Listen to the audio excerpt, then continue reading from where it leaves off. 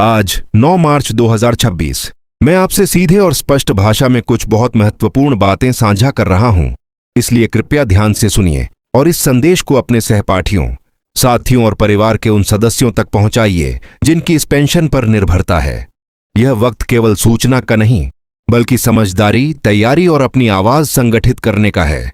इसलिए हर बात को ध्यान से सुनिए और जो भी आवश्यक हो वह कदम उठाइए। आज जो मुख्य मुद्दे हैं उन पर हम सटीक और व्यावहारिक रूप से चर्चा करेंगे। सबसे पहले बात करते हैं न्यूनतम पेंशन के प्रस्तावित बदलाव की, जिस पर बहुत चर्चा चल रही है। अगर आप EPS 95 के तहत पेंशन लेते हैं तो यह प्रस्ताव आपके जीवन पर सीधा असर डाल सकता है। वर्तमान में जिन पेंशन धारकों की पेंशन बहुत कम है उनके लिए यह प्रस्ताव जीवन परिवर्तनकारी साबित हो सकता है, क्योंकि जिस तरह महंगाई रोज बढ़ती जा रही है उसी अनुपात में यदि पेंशन स्थिर रहती है तो उसकी क्रय शक्ति धीरे धीरे खत्म हो जाती है। इसलिए जो सुझाव सबसे अधिक उभरा है वह न्यूनतम पेंशन को बढ़ाकर एक सुनिश्चित स्तर पर लाने का है और उसके साथ महंगाई भत्ता जोड़ने की भी बात उठ रही है। यह महत्वपूर्ण है क्योंकि महंगाई भत्ता यानी डियरनेस अलाउंस पेंशन की वास्तविक कीमत को बनाए रखने में मदद करता है और समय समय पर संशोधन के साथ बुजुर्गों की जीवन गुणवत्ता में निरंतरता आती है। दूसरी बात, सोचिए कि यदि न्यूनतम पेंशन 7,500 रुपये प्रतिमाह निश्चित कर दी जाए और साथ में महंगाई भत्ता भी जुड़ता रहे तो जिन लोगों को आज 1,000 रुपये की पेंशन मिलती है वे किस तरह अपनी दैनिक जरूरतें बेहतर तरीके से निभा पाएंगे। यह केवल रकम की वृद्धि नहीं होगी, यह जीवन में आत्मसम्मान की वापसी होगी। दवाइयों के खर्च, बिजली पानी के बिल और रोजमर्रा की राशन की कीमतों को देखते हुए यह वृद्धि सीधे तौर पर उनके रोजमर्रा के जीवन की गुणवत्ता में सुधार लाएगी और परिवार पर भी आर्थिक बोझ कम होगा। इस संदर्भ में एक और महत्वपूर्ण पहलू है डिजिटल भुगतान प्रणाली का मजबूत होना। जब पेंशन सीधे बैंक खाते में आती है तो पारदर्शिता बढ़ती है, बिचौलियों की भूमिका घटती है और भुगतान में देरी की संभावना कम होती है। इसका मतलब यह भी है कि पेंशनधारक बार बार सरकारी कार्यालयों में समय गंवाने से बचेंगे, लंबी कतारों में खड़े होने की जरूरत कम होगी और सूचना SMS या अन्य माध्यमों से सीधे मिल सकती है। इसलिए सुनिश्चित कीजिए कि आपका बैंक खाता पैन और आधार EPFO के रिकॉर्ड से जुड़ा हुआ है और KYC पूरी तरह से अपडेट है, ताकि किसी भी तकनीकी कारण से भुगतान में बाधा न आए। फाइनेंस की वास्तविकता को समझना भी जरूरी है, अर्थात सरकार के सामने वित्तीय दबाव और बजट प्रबंधन की चुनौतियां वास्तविक हैं। बहुत बड़ा वित्तीय निर्णय अचानक लेना आसान नहीं होता, इसलिए संभव है कि यदि कोई बड़ा संशोधन लागू किया भी जाता है तो उसे चरणबद्ध तरीके से लाया जाए। उदाहरण के तौर पर पहले एक निश्चित स्तर तक वृद्धि की जा सकती है, फिर स्थिरता और बजट को ध्यान में रखते हुए धीरे धीरे लक्ष्य तक पहुंचा जा सकता है। यह राह कठिन जरूर है, मगर योजनाबद्ध और पारदर्शी तरीके से लागू की जाए तो स्थायित्व बन सकता है। और सबसे जरूरी यह है कि निर्णय लेते समय पेंशनधारकों की गरिमा और आजीविका को प्राथमिकता दी जाए। अब बात आती है उस विस्तार पर जो अक्सर चर्चा में रहता है, यानी क्या पेंशनधारकों को अलग से आवेदन करना होगा। सामान्यतः यदि न्यूनतम पेंशन में वृद्धि की जाती है तो मौजूदा पेंशनधारकों के लिए अलग आवेदनों की आवश्यकता नहीं होनी चाहिए, बशर्ते उनका खाता पैन और KYC EPFO के रिकॉर्ड के साथ सही तरह जुड़ा हुआ हो। फिर भी आपके पास अपनी दस्तावेजी स्थिति को अपडेट रखना बहुत जरूरी है, ताकि किसी भी तंत्रगत कारण से लाभ रुक न जाए।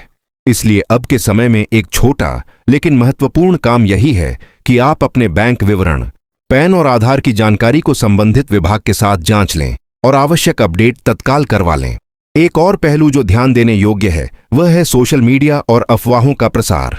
अक्सर बिना पुष्टि के खबरें फैल जाती हैं और इससे भ्रम पैदा होता है। इसलिए किसी भी खबर पर तुरंत भरोसा न करें, पहले आधिकारिक सूचना की प्रतीक्षा करें और केवल प्रमाणित स्रोतों की जानकारी को ही स्वीकार करें। यदि आपके पास किसी बात की पुष्टि नहीं है तो अपने आसपास के अन्य पेंशनधारक साथियों को भी गलत सूचना से बचाने की कोशिश कीजिए और उन्हें आधिकारिक चैनलों से सूचना मिलने तक धैर्य बनाए रखने की सलाह दें। अब थोड़ा व्यावहारिक दृष्टिकोण अपनाएं ताकि आप तैयार रह सकें। पहली जरूरत यह है कि अपने रोजमर्रा के खर्चों का एक सटीक बजट बनाइए।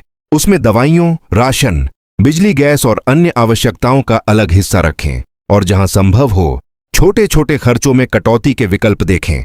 दूसरी जरूरत यह है कि अपने दस्तावेजों की डिजिटल प्रतियां अपने पास रखें ताकि आवश्यक होने पर शीघ्रता से प्रयोग किया जा सके। तीसरी बात, यदि आपके समूह या सहकर्मी संगठन हैं उनसे जुड़िए, जानकारी साझा करिए और सामूहिक आवाज बनाइए, क्योंकि संगठनिक आवाज का प्रभाव अक्सर व्यक्तिगत प्रयास से अधिक होता है। अब हम विश्लेषणात्मक रूप से देखते हैं क्या क्या सरकारी कदम इस दिशा में जरूरी होंगे। सबसे पहले, नीति निर्माताओं को पेंशन की वास्तविक क्रय शक्ति का आकलन करना होगा और उसे दशकों बाद भी असरकारी बनाए रखने के लिए डियरनेस अलाउंस या किसी समतुल्य मैकेनिज्म से जोड़ना होगा। दूसरी बात, भुगतान प्रणाली को और अधिक डिजिटल, सुरक्षित और पारदर्शी बनाना होगा ताकि समय पर भुगतान सुनिश्चित हो और बीच में किसी भी अनपेक्षित दिक्कत का सामना न करना पड़े। तीसरी बात, यदि बड़े पैमाने पर वृद्धि दी जानी है तो उसे वित्तीय रूप से टिकाऊ बनाए रखने के लिए दीर्घकालिक बजटिंग और संभावित स्रोतों का स्पष्ट ब्यौरा होना चाहिए, जिससे लाभार्थियों को किसी भी प्रकार की अनिश्चितता का सामना न करना पड़े।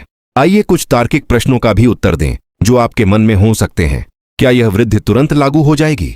संभवतः कोई भी ऐसा बड़ा फैसला चरणबद्ध ढंग से लागू होगा ताकि सरकारी वित्त पर अचानक बोझ न पड़े और प्रक्रियागत व्यवस्था कुशलता से लागू की जा सके। क्या मुझे अलग अप्लाई करना होगा? सामान्यतः नहीं, बशर्ते आपकी केवाईसी और बैंक विवरण अपडेट हों। क्या यह वृद्धि सभी पेंशन धारकों के लिए होगी? यह निर्णय नीति और संसाधनों पर निर्भर करेगा और शायद प्राथमिकता उन पर दी जाएगी जिनकी पेंशन सबसे कम है, ताकि सबसे जरूरतमंदों को पहले राहत मिल सके। अब कुछ व्यवहारिक सावधानियां जिनका पालन हर पेंशन धारक को करना चाहिए। पहली, किसी भी कॉल या मैसेज पर अपने पर्सनल बैंक विवरण साझा न करें और फर्जी वेरिफिकेशन करने वाले लिंक पर कभी क्लिक न करें। दूसरी, किसी भी वित्तीय लेन देन के लिए केवल अधिकृत बैंक शाखाओं और पोर्टलों का ही प्रयोग करें। तीसरी, अगर आपको कोई संदिग्ध संदेश मिलता है तो उसे अपने परिवार और साथियों के साथ साझा करके उसकी सत्यता जांच कर लें या संबंधित आधिकारिक हेल्पलाइन पर संपर्क करें। चौथी, अपने निकट के पेंशनर संगठन के संपर्क में रहें और सामूहिक रूप से अधिकारियों से संवाद को प्राथमिकता दें, क्योंकि संगठित प्रयास अक्सर परिणाम लाते हैं।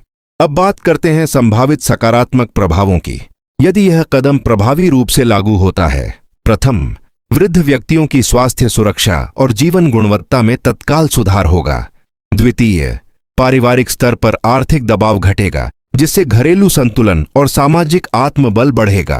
तृतीय, डिजिटल भुगतान और केवाईसी की मजबूती से भ्रष्टाचार और बिचौलियों की भूमिका कम होगी और भुगतान प्रणाली अधिक सुरक्षात्मक व पारदर्शी बनेगी। इन सब का समग्र प्रभाव यही होगा कि बुजुर्ग जीवन की गरिमा और सुरक्षा में सुधार देखेंगे और यह समाज की परिपक्वता का संकेत होगा। मैं आपसे कुछ सीधे अनुरोध करना चाहूंगा जिनका पालन करने से न केवल आप बल्कि आपकी पूरी पेंशनर समुदाय लाभान्वित होगी। पहले, अपने सभी दस्तावेजों की जांच कराएं, केवाईसी और बैंक विवरण समय पर अपडेट रखें। दूसरे, किसी भी अफवाह पर तुरंत प्रतिक्रिया देने के बजाय आधिकारिक सूचना की प्रतीक्षा करें। तीसरे, स्थानीय पेंशनर समूहों से जुड़ें और यदि संभव हो तो अपनी समस्याएं एक संगठित पत्र या मांग के रूप में संबंधित विभाग तक पहुंचाएं। चौथा, डिजिटल भुगतान और बैंकिंग से जुड़ी सुरक्षा उपायों को सीखें और अनुसरण करें ताकि किसी भी तरह के धोखाधड़ी से बचा जा सके। अब मैं एक छोटा सा कॉल टू एक्शन रखना चाहूंगा, क्योंकि सूचना फैलाने और जागरूकता बढ़ाने में आपकी भागीदारी बेहद मायने रखती है। यदि यह जानकारी आपके काम की लगी हो तो कृपया वीडियो को सब्सक्राइब करें ताकि आगे भी ऐसी साफ और भरोसेमंद जानकारी आप तक पहुंचती रहे।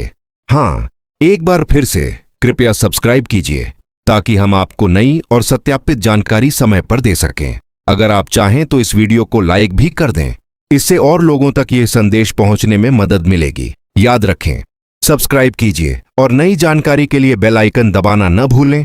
आपकी एक छोटी सी क्रिया कई लोगों के जीवन में बड़ा फर्क डाल सकती है। कृपया वीडियो को लाइक करें और इसे अपने परिचित पेंशन धारकों के साथ जरूर साझा करें। अंत में दो बातें मीठी और स्पष्ट। पहली, आपकी पेंशन आपका अधिकार है, यह किसी भेंट या उपकार की वस्तु नहीं है और आपके सम्मान, सुरक्षा और गरिमा की रक्षा करना समाज तथा सरकार की जिम्मेदारी है। दूसरी, यह समय एकजुट रहने का समय है, सतर्क रहने का समय है और सकारात्मक रहने का समय है। आधिकारिक घोषणाओं की प्रतीक्षा कीजिए, अपने दस्तावेज अपडेट रखिए और किसी भी विस्मयकारी या संदिग्ध सूचना पर विश्वास करने से पहले पुष्टि करिए। यदि कभी किसी को सहायता की जरूरत पड़े तो अपने नजदीकी पेंशनर समूह या संगठन से संपर्क करें और सामूहिक प्रयास को प्राथमिकता दीजिए। हमेशा याद रखिए, आपकी आवाज महत्वपूर्ण है, आपकी गरिमा महत्वपूर्ण है और आपकी सुरक्षा हमारी प्राथमिकता है। यदि यह जानकारी उपयोगी लगी हो तो एक बार फिर से सब्सक्राइब कर दीजिए, वीडियो को लाइक कर दीजिए और इस संदेश को उन सभी तक पहुंचाइए जिनका इससे सीधा संबंध है। आप सतर्क रहें, अपने अधिकारों की रक्षा करें और हर अपडेट के लिए आधिकारिक चैनलों पर नजर बनाए रखें। धन्यवाद, धन्यवाद और एक बार फिर धन्यवाद कि आपने समय निकालकर इसे सुना। अब मिलते हैं अगले अपडेट के साथ। तब तक सुरक्षित रहें, सतर्क रहें और अपना ख्याल रखें। धन्यवाद।